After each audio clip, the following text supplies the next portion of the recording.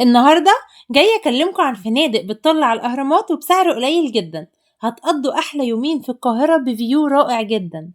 يعني لو انتوا أصلا مصريين بس من محافظات تانية وحابين تقضوا يومين في القاهرة، فالفنادق دي هتكون مناسبة جدا وعلى قد الإيد جدا جدا.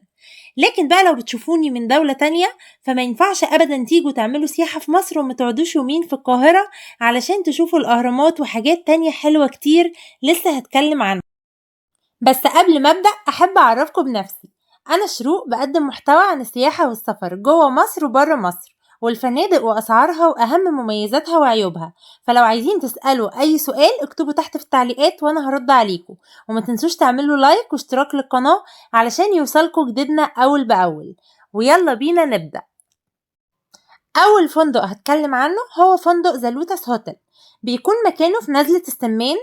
الفندق ده حلو جدا ونضيف قوي، بيقدم خدمة كويسة جدا مقابل السعر. طبعا السعر بيكون شامل الفطار. تقييمات الفندق على بوكينج حلوة جدا. اطلالة الفندق بجد تحفة.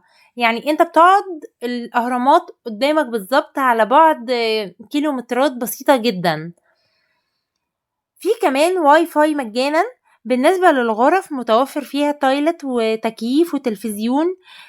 طبعا في مكان بتفطر فيه بيكون اطلالته على الاهرامات زي ما قلت لكم. الفندق المسافة بينه وبين الاهرامات بتاخدوها مشي، بتكون قليلة قوي. كمان الفندق قريب من اماكن كتير وقريب من المتحف المصري، كمان قريب من برج القاهرة ومن وسط البلد. يعني تقدروا تروحوا اي مكان بكل سهولة. كمان الفندق بيوفر خدمة نقل للمطار، وطبعا بتكون بتكلفة إضافية. تاني فندق هنتكلم عنه هو فندق دراز بيراميدز. الفندق ده بيكون مكانه في شارع أبو الهول. الفندق جميل جدا، تقييماته على بوكينج عالية جدا. الإشغال يعتبر معظمه أجنبي. فندق دراز أنا جربته بنفسي وبجد فندق ممتاز ونضيف جدا. بيقدم خدمة مقابل سعر ممتاز.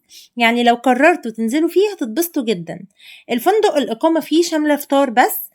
تقدروا تاخدوا الفطار في الغرفة أو على الروف براحتكم. في واي فاي مجانا، الغرف فيها تكييف وتلفزيون وتايلت.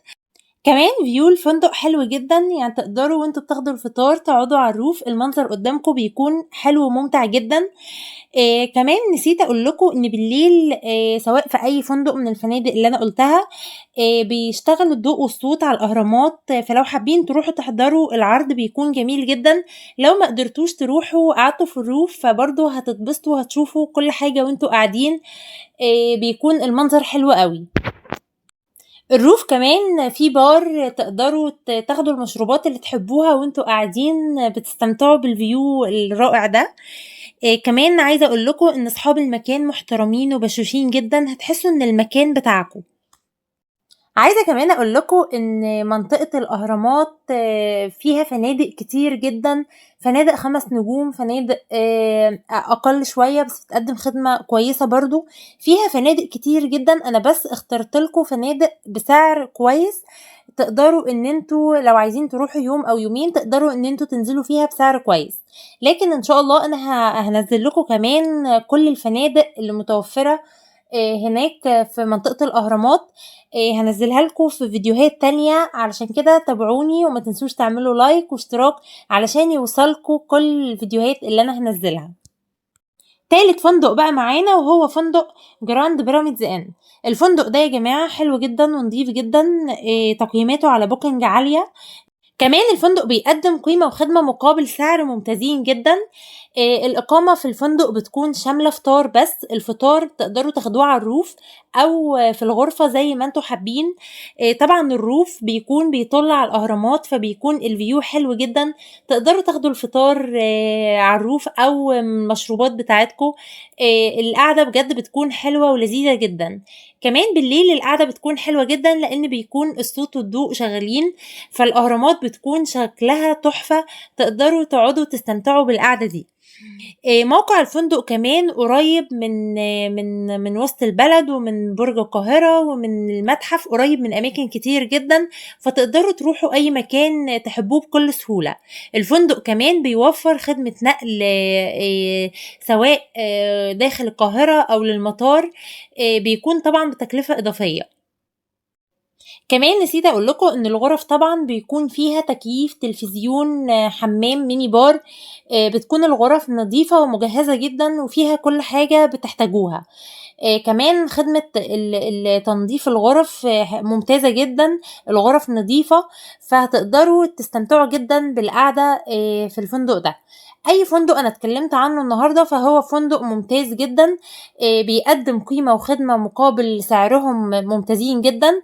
فايا كان يعني ايا كان اختياركم هتكونوا مبسوطين.